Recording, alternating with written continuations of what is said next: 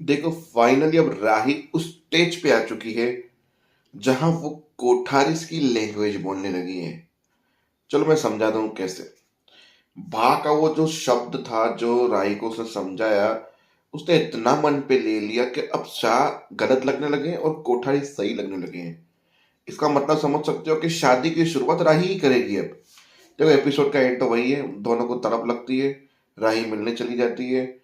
वहां फिर बा दरवाजा खोल देती है, राही और उसको पकड़ लेती है। फिर अनुपमा के पास फोन जाता है कि भाई शादी से पहले बहू भले ही घर पे आए पर दाग लग ही जाता है, अगर बहू घर पे आती है तो। ऐसा कुछ कहावत बोल के से बोल दे कि दाग लग जाता है, और दाग का मतलब आप समझ सकते हो। अब कहानी है कि भाई बा प्रेम जब घर पे आ गया तो बा खुश हो गई थोड़ा।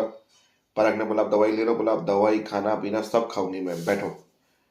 सब लोग खाने पीने की तैयारी में लग गए और उसके बाद उसने बा ने कहा देखो मैंने बात कर ली है, ये लोग अपना जो भी सपना है काम है शादी के बाद करेंगे।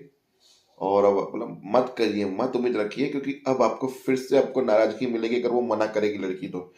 बोला अब वो लड़की मना नहीं करेगी, अब वो लड़की खुद रिश्ता लेकर आएगी, ये मैं कह रहा हूँ। ठीक है देखते हैं।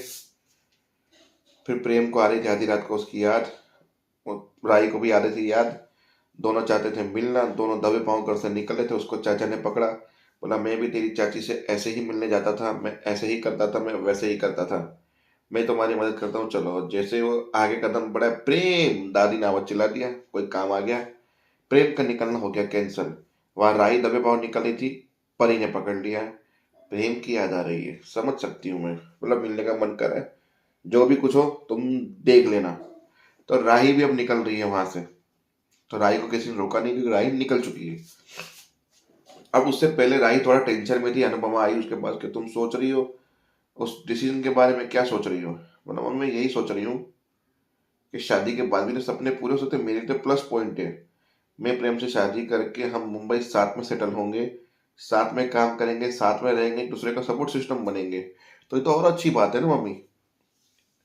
फिर अनुपमा को वही फ्लैशबैक के सीन याद आ रहे हैं, वहां पे अपनी अनुपमा की बात दिख रही है और वहां पे राही की दादी दिख रही है। दोनों की कंपैरिजन करो तो वही अनुपमा का भविष्य दिख रहा है और राही का आने वाला फ्यूचर। अनुपमा टेंशन में बोला एक बार सोच लो, ये कर लो वो। बोला नहीं, आप सब लोगों को पराग का गुस्सा दिख रहा है, पर उनके अंदर बेटे की तड़प किसी को नहीं दिख रही है। मोटिबा भी गलत कहाँ कह रही है, मोटिबा की एक आखिरी इच्छा है और मैं घर के बड़े सदस्य की एक आखिरी इच्छा पूरी नहीं कर सकती शादी की। काम तो हम शादी के बाद भी कर सकते हैं, दोनों मिलकर करेंगे, और मुझे जहां तक पता है प्रेम मेरा सपोर्ट ही करेगा इस चीज में। बोलो ऐसी ऐसी बातें, मतलब मैं 2 मिनट के लिए सोचा राही इतना सपोर्टेबल। अनुपमा भी बोली लड़की, कैसे बोलूं, कुछ बोलूंगी तो लड़की को ऐसा लगेगा कि मैं चाहती नहीं हूँ, पर मैं क्यों नहीं चाहती उसका मतलब ये कभी नहीं समझ पाएगी। बहुत अनुपमा ने समझाने की कोशिश की, पर राही आउट ऑफ कंट्रोल थी और राही ने इतनी जिद करके उसे बोल दिया कि अब आप शगुन लेके उनके घर पे जाओगे और शादी के लिए बोलोगे। शादी करनी बाद में भी, अभी भी इससे शादी करके ही हम लोग सेटल हो जाते हैं। मतलब राही की जिंदगी हो गई जड। इसके बाद कुछ है नहीं कहानी में, बस इतना सही है।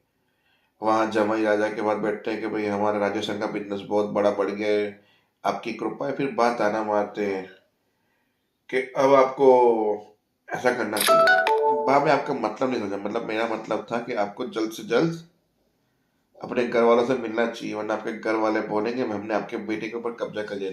जी बा, मुंबई का ये गेमिंग का सेटअप सेटल होता ही मैं पापा से बात करता हूँ।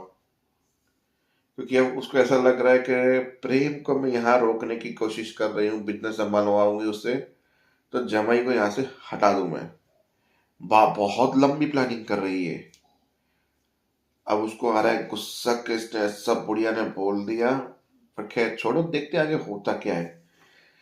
ये जाएगा कि नहीं जाएगा, जाएगा तो राही से धक्के मार के निकालेगी और वहां प्राणा बसेगा कि मुझे घर नहीं जाना, मुझे यहीं रहना है। बोला तुम दोनों के बीच में सब कुछ ठीक तो है ना?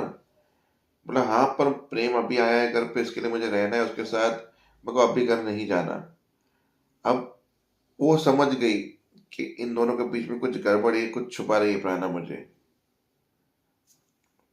प्रेम की सौतेली माँ प्रेम के पास गई थी, तो प्रेम ने कुछ खास गास नहीं दिया, तो जब बाहर निकली रोते हुए, पर उसने बता दिया कि भाई देख, माँ ने बोला तो है सौतेली माँ ही, सगी बन नहीं सकती है, प्रेम को मुझे हैंडल करने दे, मैं हैंडल करूंगी प्रेम को, तू मत कर। तू माँ बन, नहीं बन सकती बीवी बन, ठीक है, बहू बन, ठीक है, चाचा चाची जो भी बनना तू बनती रहे, माँ मत बन तू। खाती को बहुत बुरा लगा। उसके बाद एक इमोशनल सीन था प्रेम और गायत्री के बीच में।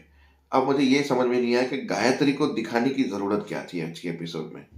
वो कैरेक्टर मर चुका है, मरे हुए कैरेक्टर को आप दिखा रहे हो, तो वो कैसे मरा, किस तरह से मरा, क्या हुआ, वो कुछ पता नहीं है हिस्ट्री का। तो हो सकता है कि भविष्य में प्रेम की माँ जिंदा वापस आए और पराग कोठारी का कुछ बहुत बड़ा बांडा फूटे। देखो, मरे हुए इंसान को जिंदा करके उसके लिए एक स्पेशल गेस्ट अपीयरेंस रखना बहुत बड़ी बात होती है, जो आज के एपिसोड में हुई। तो देखते हैं आगे क्या होता है। तब तक के लिए जय हिंद,